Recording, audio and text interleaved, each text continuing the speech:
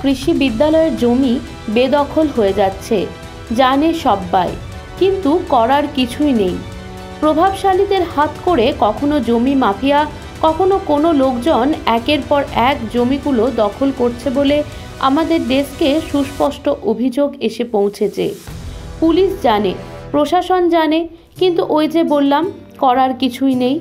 কেন বিশেষ কোনো পদক্ষেপ গ্রহণ করছে না পুলিশ বা প্রশাসন, তা একমাত্র ঈশ্বরই বোধহয় বলতে পারেন। অমরপুর বিমলা কৃষি বিদ্যালয়ের বর্তমান হাল এখন এরকমই। এ ব্যাপারে আমরা কথা বলেছি সাধারণ স্থানীয় মানুষজনদের সাথে, কথা বলেছি স্কুল কর্তৃপক্ষের সাথে, কিন্তু সরকারি বিদ্যালয়ের জমি এভাবে বেদখল হয়ে যাওয়াতে বিরক্ত স্কুল কর্তৃপক্ষ। তারা বুঝে উঠতে পারছেন না কার কাছে দরবার করলে আশু সমাধান হবে। প্রশ্ন উঠছে, এভাবে বিদ্যালয়ের জমি কি বেদখল হতে পারে?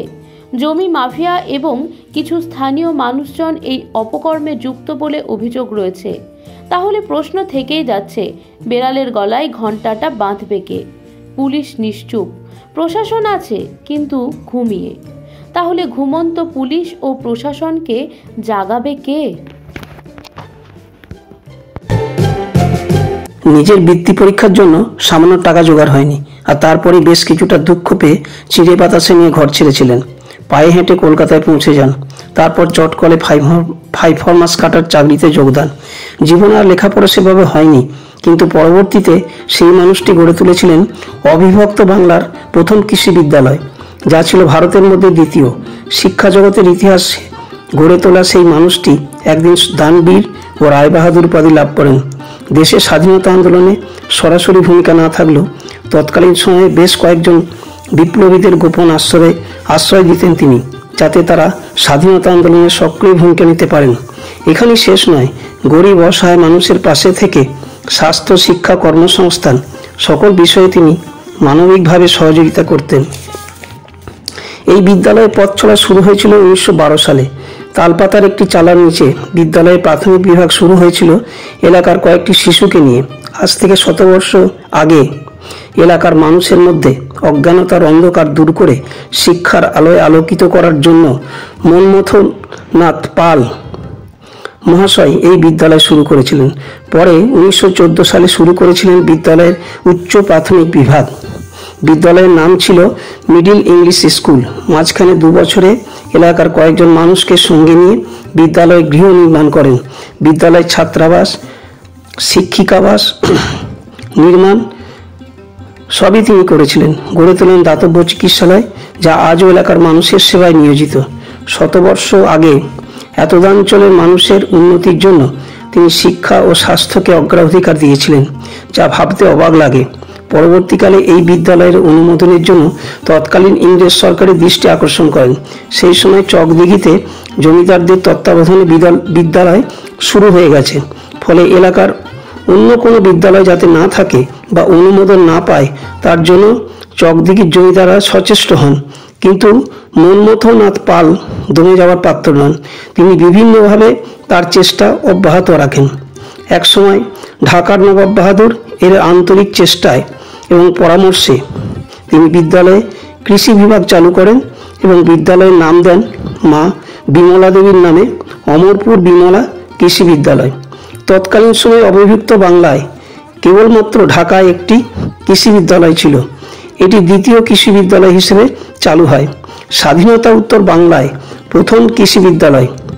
যাই হোক, বিদ্যালয়ে কৃষি বিভাগ চালু করে বহু বাধা অতিক্রম করেও ইংরেজ সরকারের কাছ থেকে বিদ্যালয়ের অনুমোদন পেয়ে গেলেন।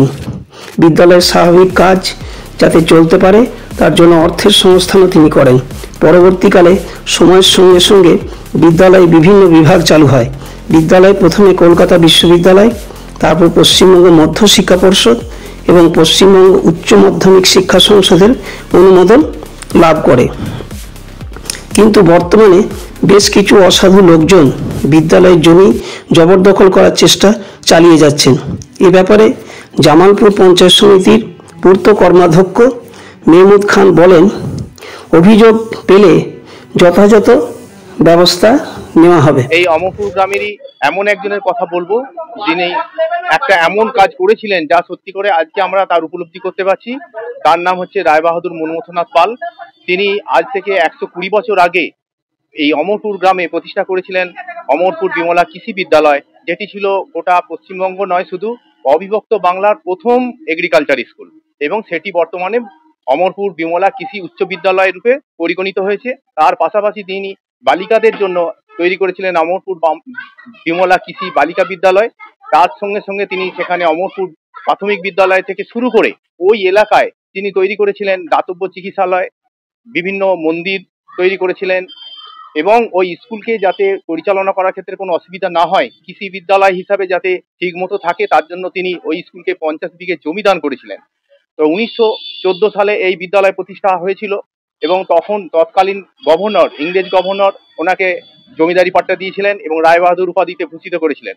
সব থেকে আশ্চর্যের ব্যাপার, আজও পর্যন্ত ওনার যে দূরদর্শিতা ছিল সেটি এখনো পর্যন্ত সেইভাবে পরিগণিত হয়নি বা সকলের কাছে সেটা পৌঁছায়নি। আমি ওই পরিবারের উত্তরপুরুষ হিসাবে বলতে পারি যে এইভাবে যে তিনি করেছিলেন তার কতখানি দূরদর্শিতা ছিল। ওই রায়বাহাদুর মনমথনাথ পাল তার যে চিন্তা ভাবনায় তিনি শিক্ষাকে উন্নত করার চেষ্টা করেছিলেন সমস্ত গ্রামবাসীকে, সেটা আজকে তার ওই স্কুলে সমস্ত ছেলেমেয়েরা পড়ে বিভিন্ন দেশে বিদেশে বহু জায়গায় তারা প্রতিষ্ঠিত।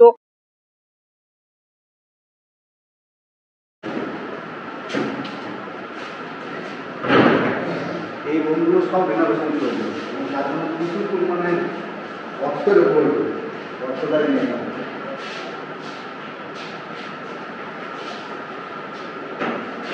এটা বায়োলজি ল্যাব এবং এই ল্যাবটার রিনোভেশন প্রয়োজন, এবং রিনোভেশন প্রয়োজনের জন্য আর্থিক টানাটানি তো আছে, অর্থের দরকার কিছু, সেটা কোনো গ্রান্ট না করে করা আমাদের পক্ষে অসম্ভব।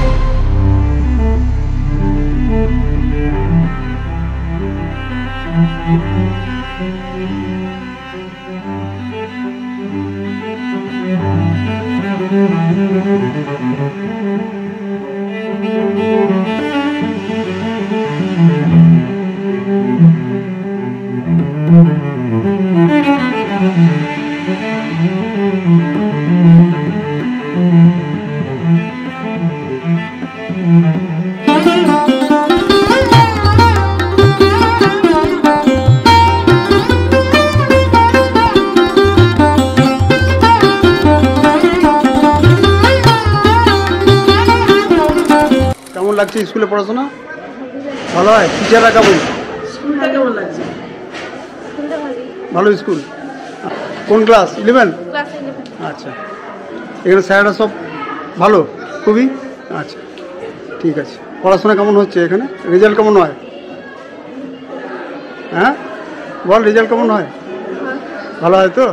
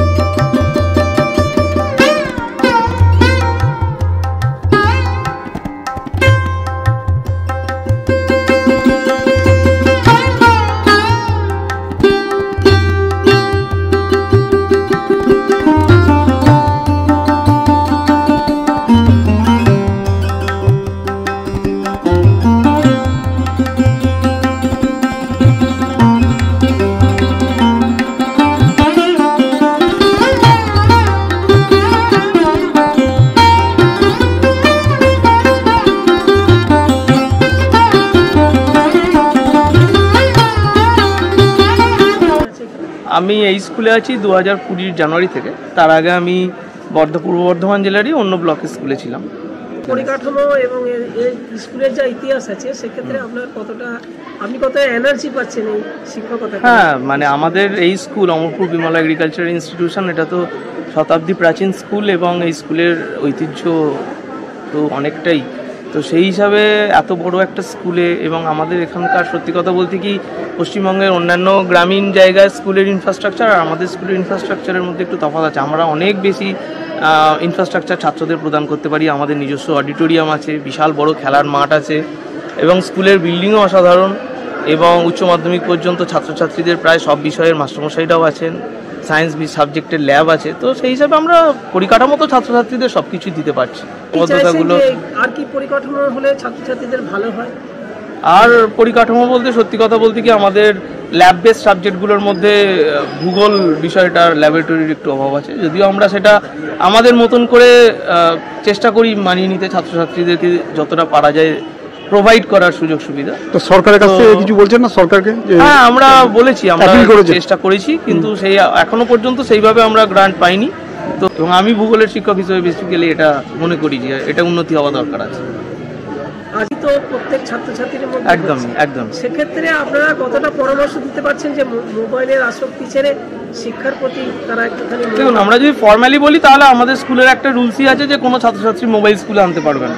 এটা অনেক জায়গাতে এই স্ট্রিক্টনেসটা দেখানো যায় না, আমরা নিজেরাই সেটা পারিপার্শ্বিক বিভিন্ন জায়গায় দেখি যে ছাত্রছাত্রীরা মোবাইল নিয়ে আসে। আমাদের স্কুলের উৎসব অনুষ্ঠানগুলোতেও আমরা বারণ করি, তবু যেইগুলোতে ছাত্রছাত্রীরা একটু ছবি টবি তুলতে চায় সেগুলো অ্যালাউ করা হয়। কিন্তু মোবাইল এবং ইন্টারনেটে ব্যবহার করে তারা এটাকে কনস্ট্রাকটিভভাবে কীভাবে কাজে লাগাতে পারে। ইউটিউবে অনেক ভালো ভালো চ্যানেল আছে যেখানে আমরা জেনারেল নলেজ বা সাবজেক্ট ওরিয়েন্টেড, সত্যি কথা বলতে কি ইউটিউবে যা চ্যানেলে যা পড়াশোনা শেখা যায় এখন, যদি কোনো ছাত্রছাত্রী ভাবে যে আমি সেলফ লার্নিং করব তাহলে এই সুযোগটা হেলা।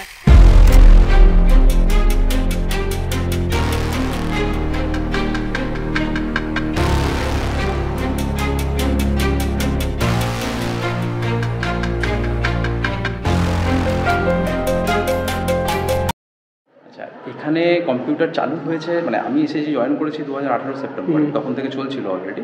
তো তারও অনেক আগে চালু হচ্ছে 9-10 নাগাদ কম্পিউটার সাবজেক্টটা নেওয়া হয়েছে, কম্পিউটার অ্যাপ্লিকেশন মেইনলি।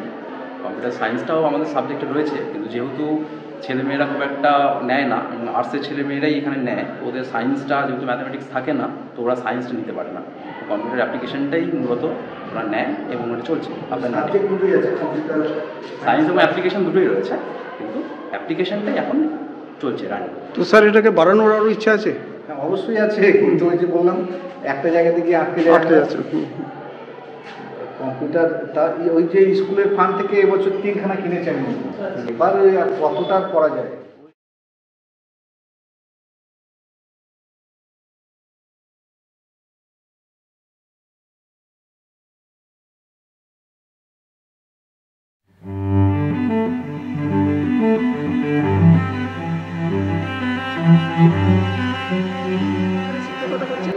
আমি 2006 সাল থেকে 2006 সালে একটা ঐতিহ্যপূর্ণ জেলার একটা ঐতিহ্যপূর্ণ স্কুল এবং অনেক পুরনো, সেক্ষেত্রে শিক্ষকতা করতে আপনার কতটা ভালো লাগছে?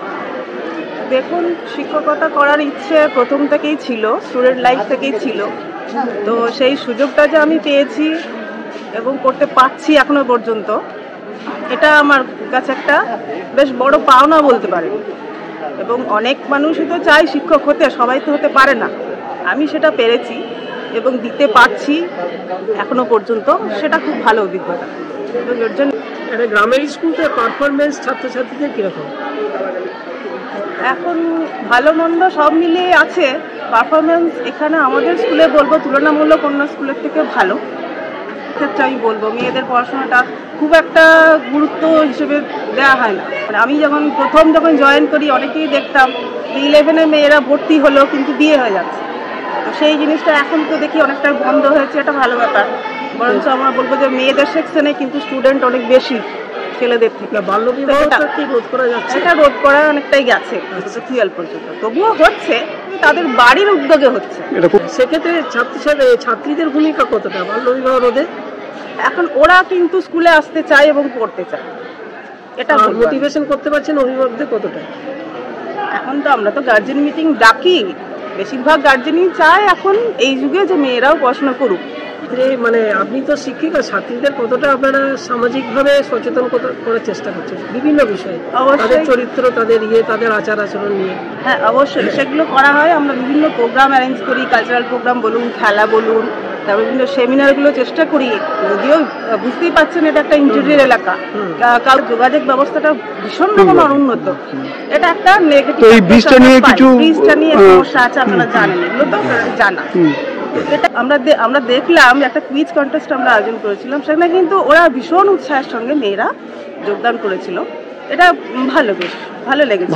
আমার মনে হলো যে আরো কতটা আপনারা আনতে পারছেন বা তারা কতটা সহযোগিতা করছে? অভিভাবক বলতে গেলে বলা যায় এই জায়গাটা এতটাই আর্থিক দিক দিয়ে অনুন্নত, যোগাযোগ ব্যবস্থা অনুন্নত, তো সেই হিসেবে মানসিকতা সেইভাবেই গ্রো করে। তো অতটা আমার মনে হয় না, আমি যতটা আশা করছি ততটা তো হয় না।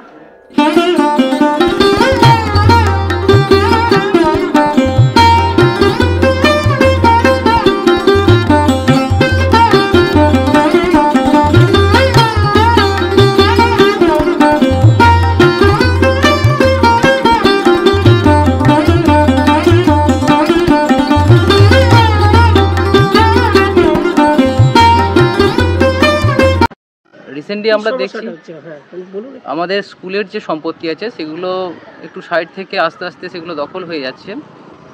আর সাইডে যে যারা বসবাস করছে সেগুলো পুরোপুরিভাবে দখল হয়ে যাচ্ছে এবং স্কুল থেকে সেগুলো বাধা দেওয়া সত্ত্বেও বা প্রশাসনও আমরা জানিয়েছি, কিন্তু সেইভাবে কিছু সুফল আমরা পাচ্ছি না। তো সেইগুলো আমরা আবেদন রাখছি যেগুলো যাতে একটু ব্যবস্থা করা হয়। তাহলে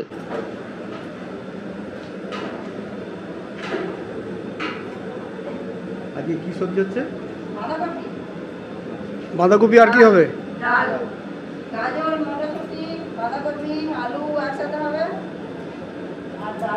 আচ্ছা, আপনার নামটা কি? আপনার নাম কি? আচ্ছা, আপনার? আচ্ছা, কতজন আছেন এখানে? আচ্ছা,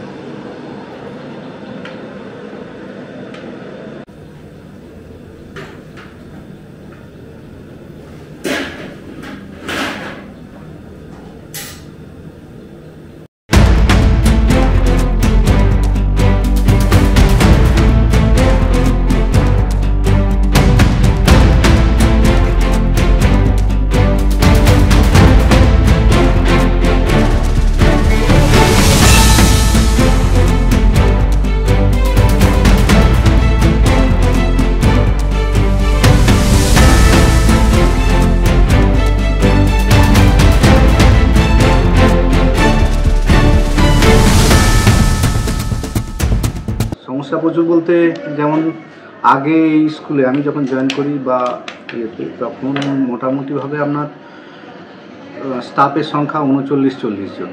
জয়েন করেছিলেন কবে? হ্যাঁ, কবে জয়েন করেছিলেন? আমি 2007 সালের অক্টোবর মাসে জয়েন করি।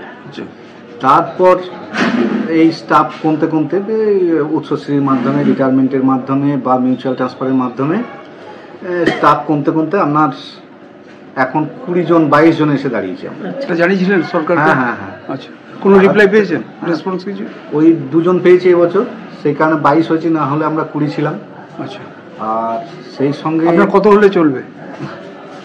আমাদের কত হলে চলবে মানে যেভাবে রান করতে পারবে আপাতত আরো 7-8 জন হলে পরে তো ভালোই হয়। উচ্চ মাধ্যমিক সেকশনে আমাদের এখানে 12টা সাবজেক্ট পড়ানো হয়। 12টা সাবজেক্ট পড়ানো, সেই অনুযায়ী তো স্টাফ নেই। এটা অনেক আগে কি প্রাথমিক বিদ্যালয় ছিল? না। আচ্ছা, প্রাথমিক নামটা তো আছে। হ্যাঁ, মিডল স্কুল ছিল। আচ্ছা, মিডল স্কুল হিসেবে। এখন বর্তমানে আপনার কত ছাত্রছাত্রী আছে? 655। 655। এই কটা গ্রামের ছাত্রছাত্রীরা এখানে আসেন? এখানে মোটামুটি আপনার 7-8খানা গ্রাম তো হবেই। বড় সমস্যা হচ্ছে নদী। বর্ষাকালে তো কাঠের ব্রিজ থাকে না। আচ্ছা, গার্জেনরাও ভয় পায় পাঠাতে। তখন কি কিভাবে পারাপার? নৌকা? নৌকা। এবং ওটা ধরুন যে বছর বৃষ্টি বাদলা একটু কম হয় সে বছর আগস্ট পর্যন্ত থাকে ব্রিজটা, আর যে বছর বৃষ্টি বাদলা প্রথম থেকেই শুরু হয় জুন থেকেই বা জুলাই থেকেই হলো একদম ডিসেম্বর পর্যন্ত। ওই সময় কি ছাত্রছাত্রীর সংখ্যা কম থাকে প্রেজেন্ট? না, যারা স্কুলে এনরোল তারা মোটামুটি আসে। আচ্ছা আচ্ছা, তারা আসে। এই ব্রিজটা নিয়ে আপনারা কিছু বলেছেন? হ্যাঁ, অনেক জায়গাতে লোকাল যারা আছেন মোটামুটি আমরা স্কুলদের তরফ থেকেও দরবার করেছি, লোকাল যারা আছেন নেতা বা এমএলএ এমপি তারাও তদবির করেছেন। আচ্ছা আচ্ছা, কিন্তু এখনো পর্যন্ত কাজের কাজ কিছু হয়নি। ব্রিজটা খুবই দরকার এবং এই ব্রিজের কারণে এই এলাকাটার আর্থসামাজিক পরিস্থিতি খুব অনুন্নত হয়ে গেছে। এই দুটো নদীটা এসে ওইখানে ভাগ হচ্ছে এবং দুদিকে দুটো ভয়াল নদী এবং দুটোই ভর্তি। হ্যাঁ, মুন্ডেশ্বরী, সেই কারণে দুদিক থেকেই পারাপার করার সমস্যা।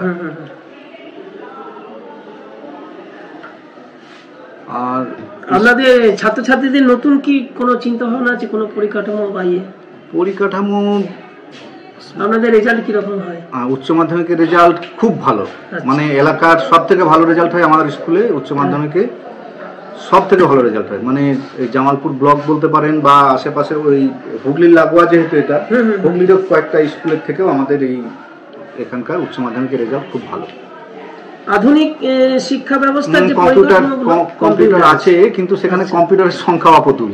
আচ্ছা আচ্ছা, কম্পিউটার সায়েন্স বা কম্পিউটার করতে পেরেছি আমরা। আধুনিক শিক্ষার দিক থেকে কেবলমাত্র কম্পিউটারটাই পড়ানো হয়। আচ্ছা, কিন্তু আপনাদের তো কৃষি বিদ্যালয়, কৃষি নিয়ে কি পড়ানো হয়?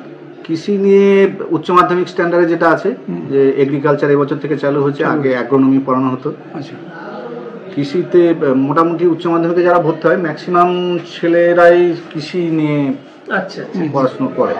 এবং এটা যারা সায়েন্স নিয়ে পড়ে তাদের পক্ষে তো পরবর্তীকালে কৃষি বিজ্ঞানে যদি তারা যেতে চায় যেতে পারে। হ্যাঁ, যেতে পারে। আর আপনার পরিকাঠামোর দিক থেকে এলাকাটা, এই আমাদের স্কুলের এরিয়ার চাষের জমি আছে প্রায় 9 বিঘের মতো। আচ্ছা, এবং দুপাশে লোক সংখ্যা বাড়ার কারণেই হোক আস্তে আস্তে এনক্রোচ হয়ে গেছে। স্কুলের জমি 9 বিঘে চাষযোগ্য জমি। আচ্ছা, এর কি কোনো চাষবাস হয়? হ্যাঁ, চাষবাস হয়। আমরা বছরের ওই পুজোর আগে ঠিক ওই সময়টাতে লিজ দিয়ে দিই লোকাল চাষিদের। আচ্ছা আচ্ছা, সেখান থেকেই স্কুলের একটুখানি আয় হয়। হ্যাঁ, কিচেন গার্ডেন আছে আমাদের, সেখান থেকে মিড ডে মিলের হয়। আমাদের পরিকাঠামো যেটা সব থেকে বড় অভাব, বাউন্ডারি ওয়াল না থাকার কারণে এই ল্যান্ড যেগুলো আছে সেগুলো আস্তে আস্তে দখল হয়ে যাচ্ছে। এই বাউন্ডারি ওয়াল এটা নিয়ে সরকারের দৃষ্টি আকর্ষণ করেছি, কিন্তু এটা একটা বড় স্কিম বলে, প্রচুর টাকার ব্যাপার বলে জেলা পরিষদ বা পঞ্চায়েত সমিতি, হ্যাঁ অনেকখানি এরিয়া তো দখল হয়ে যাচ্ছে। পুলিশকে বলছেন না, প্রশাসনকে? সকলেই জানে করে। এবং আমাদের এই যে দেখছেন সিসি ক্যামেরা, প্রত্যেকটা ইয়েতে সিসি ক্যামেরা লাগানো আছে এবং তার সঙ্গে কিচেন গার্ডেন তো রয়েছে, একটা বাটারফ্লাই গার্ডেন করেছি। প্রত্যেক ছাদে ওঠার জন্য সিঁড়ির ব্যবস্থা করা আছে যাতে ছাদগুলো নোংরা না হয়, পরিষ্কার পরিচ্ছন্ন করার জন্য। পানীয় জলের জন্য পানীয় জল আছে এবং 2খানা সাবমার্সিবল আছে। আর যেটা করা হয়েছে গ্রীষ্মকালে বাচ্চাগুলো যাতে ঠান্ডা জল পায় সেই কারণে কুলার লাগানো আছে। ল্যাব আছে, সায়েন্স ল্যাব আছে, কিন্তু সেগুলো মানে রিনোভেশনের প্রয়োজন, অর্থের জন্য করা যাচ্ছে না। রিসেন্টলি আমরা এই বাচ্চাগুলোর সাইকেল স্ট্যান্ড বাইরে বানালাম, মানে নিজেরাই খরচ করে খরচা করে করা হচ্ছে। তাছাড়া বাচ্চা এবং সোলার প্যানেল লাগানো হয়েছে, কিন্তু সেটা কোনো চালু হয়নি।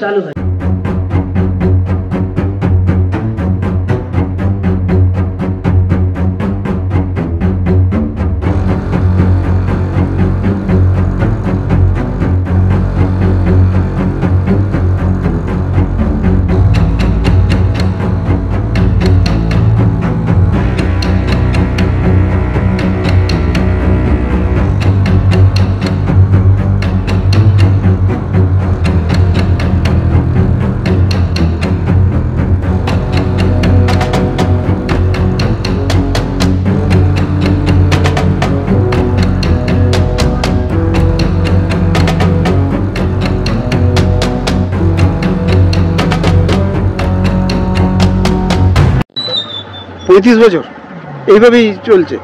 এটা তো বর্ষাকালে বলছি খুব অসুবিধা, ছাত্র ছাত্রী হাঁটতে যাওয়া খুলে নিতে হয়, এইভাবেই চলছে। প্রচুর অসুবিধা হয়। সেই তো কতদিন মানুষজন তখন সেই নৌকা করে আসা যাওয়া করতে হয়। নৌকা করে আসতে হয়।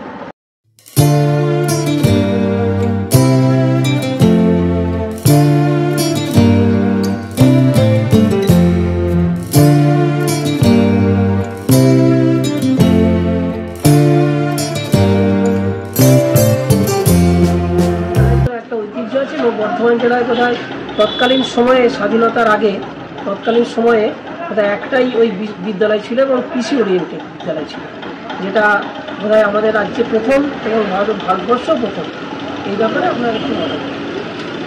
দেখুন, কৃষি বিমলা বিদ্যালয় আমাদের কৃষির বিভিন্ন ট্রেনিং হয়, তো সেই ক্ষেত্রে কৃষকরা জামালপুর ব্লকে কৃষকদের সংখ্যা সব থেকে বেশি।